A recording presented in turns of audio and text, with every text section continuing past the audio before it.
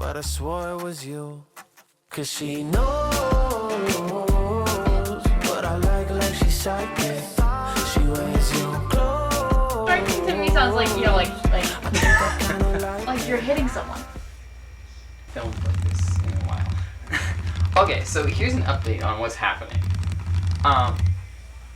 We completely changed our angle of this. We just had to take a right turn. We were going on a path. We tried to take a shortcut in a way.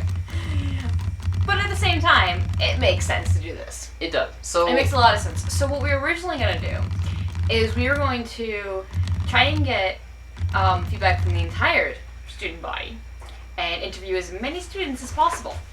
Yeah. And then we found out that's a little impossible. It's not impossible. Well, it's just difficult. It's a hard feat. So what we're doing instead is we're going to narrow our focus and follow about 4 students. We might do 5, but no less than 4. Yeah, and we're gonna talk to them and follow them about their mental health journey at Keene, and we're gonna do kind of either a day in the life or a couple days in the life. Just follow them, see what happens. This also means that we're getting rid of all those interviews with the faculty that we were planning on doing interviews with, except for maybe 1 or 2. Yeah.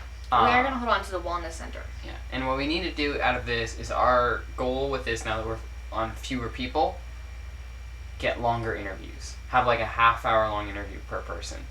Have that person be willing to go into detail and go describe what has happened. Because if we don't have that kind of transparency, honesty, we're not going to have that good of a film.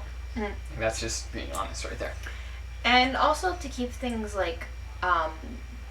visually interesting, one of the things that I'm hoping we can do is when we're having the conversation, follow them as they're walking around campus or following them through different locations.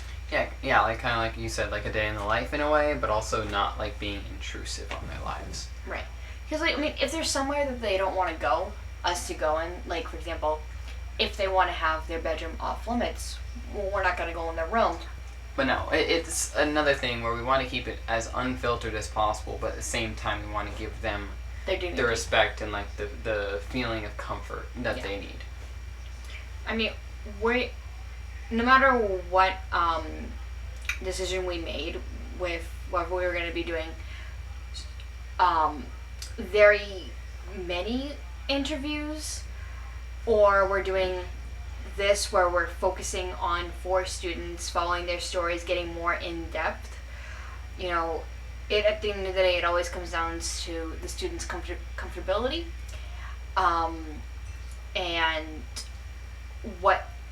and if they say anything while they're talking to us, we're still gonna uphold our plan originally, where they have until the last week to come to us and say, hey, I don't feel comfortable with you putting in the fact that I said that, whatever happened. Yeah. Well, so we'll take it out, no questions asked. Yeah, and honestly, I feel like this is just coming to my mind now. As this goes along, we should show or give them the opportunity to see closer to the final cuts. So if they do see something as we show it to them and they didn't think of it until they showed it or see it, we should be able to be okay, did you want us to take this out? That's just the update we wanted to share about this, because it's a big update, and it's something that it's hard to change courses like this after we've been focused on one exact direction for such a long time. But I think this detour will improve the quality of the film and actually make it more of an emotional, real life film. I feel if we had done so many people, not everyone would have been touched on as well. Yeah. And it wouldn't have felt as fair. It would have maybe favored more people than others. And with this one, we already have a couple people who are comfortable talking to us, but we also want to see who else we could potentially get that we don't have already. Yeah. So that's our update. Yeah. Let's get into the rest of episode 3. Yeah. Yeah. So, my vision is that we have. What if we have you hooked up with a wireless lab, and as we're going around with the people that we're working with, you like talk to them, like genuinely talk to them about what's going on, like walking around campus, literally just being filmed, talking about that stuff with that someone. Because that also inputs your perspective, your point of view, like everyone wants you to input your point of view, your opinion, your experiences in this, but also you getting that other person's point of view at the same time. You guys are talking about something. So basically, your job would be to guide them through the questions and then relate with them on those questions, while also letting them share a lot of their story. Literally, that could just be done walking through campus, just walking down campus with the cart, with the camera just being held, like walking backwards down campus, and having the wireless labs on both of you.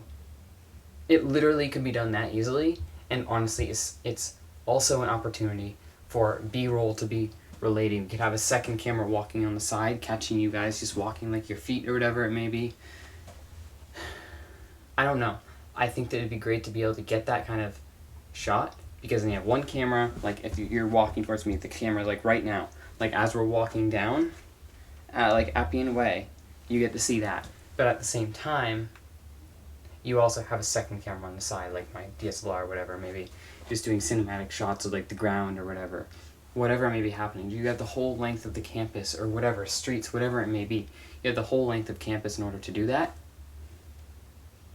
I think that'd be a great way to be able to show someone's story instead of having them sit in a room with a black background.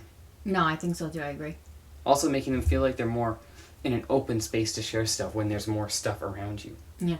And it's more, I feel like we're going to get a lot more if we're having a conversation with one of them as opposed to asking questions. Yeah. And I feel like if it's a conversation, like you'll be able to relate. Maybe you'll even make a friend out of this.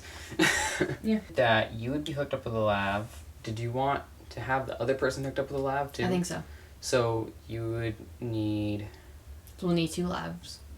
So you need 2 labs, 2 Zooms. Or you could just do one mix pre and mix them together, right? Yeah, we could do that. We could do one mix pre and put it on both channels. Have both channels going at the same time. Yeah. So I mean, that would work well. I want to see...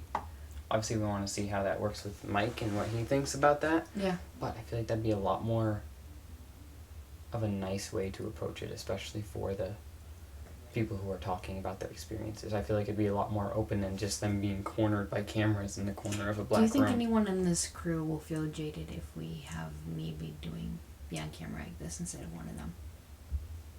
Like asking questions? Like, where I'm the only one that's on camera instead of, like, say, Christy's on camera too, or whatever. I mean, you are the director, which means you're the one that's trying to ask the questions. Yeah. So I think that it is valid for you to be the one on camera with the person that we're trying to talk to. Mm-hmm. I think that's valid. It's like she called you.